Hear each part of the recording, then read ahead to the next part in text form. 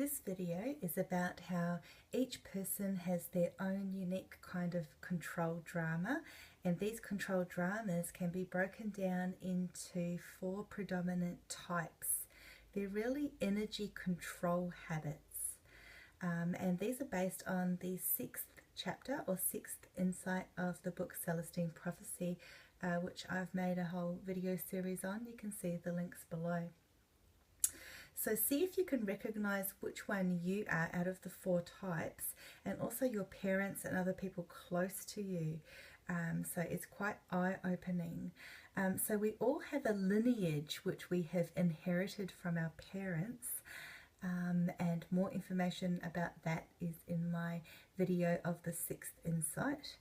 But there's a spectrum of control drama types, so where everyone falls somewhere in the range of styles in order of severity from passive to aggressive. So the most aggressive ones are the Intimidator and Interrogator, and the 2 more passive ones are Aloof and Poor Me. So I'm going to go through each one. So I'm going to start with the most aggressive, which is the Intimidator, and these are some notes based from the book The Experiential Guide, which is the complementary book for the Celestine Prophecy. Okay, and some of my own thoughts. Okay, the Intimidator. So some kind of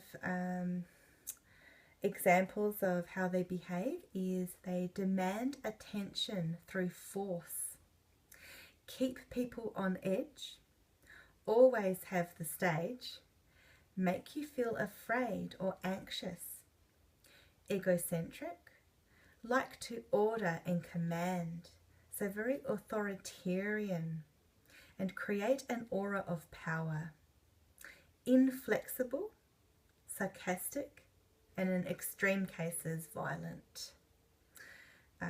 So with the Intimidator, have a look if there's anyone that you know that fits this bill or a lot of these points, and also don't forget to reflect on whether you could have this control drama style yourself as well.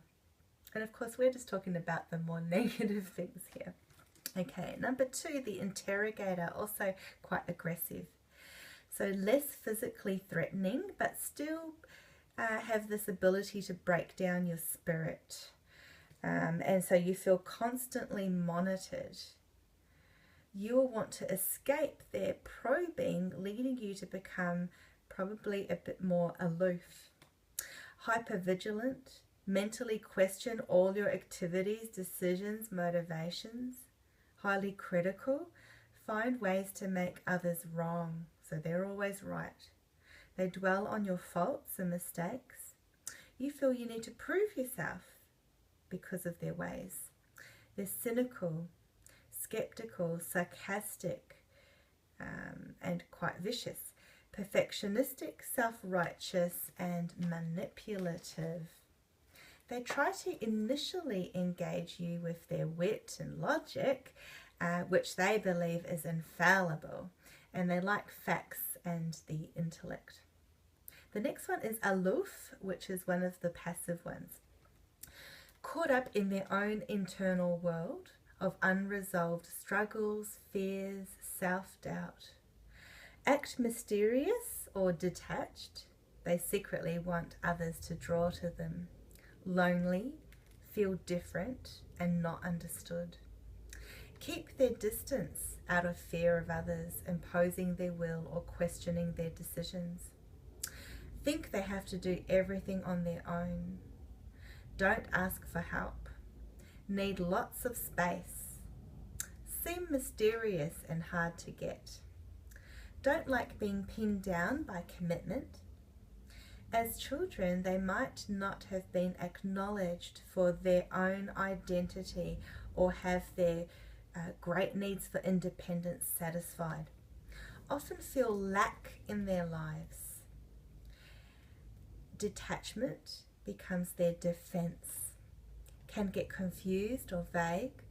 Opportunities can slip away, and they can tend to overanalyze everything. And then we have the last one, number 4, which is another passive one. It's the poor me. So these people gain power and energy from others by eliciting sympathy and attention, and they tend to pull others' energy towards them. Everybody knows one of these people.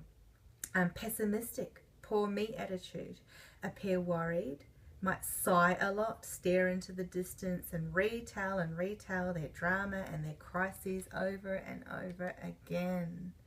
So very much a poor me attitude.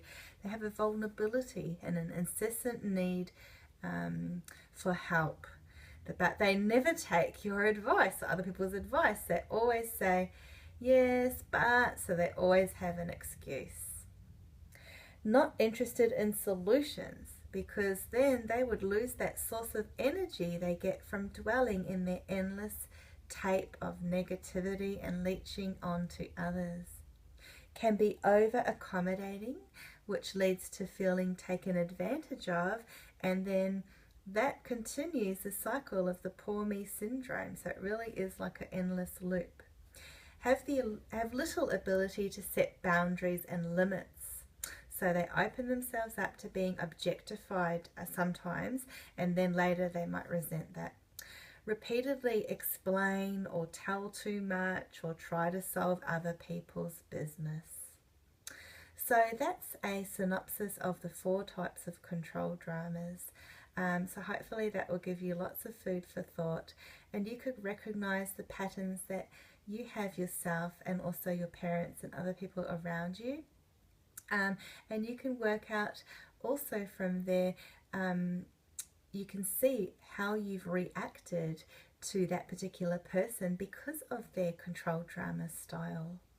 And how you've formed your own control drama style because of that.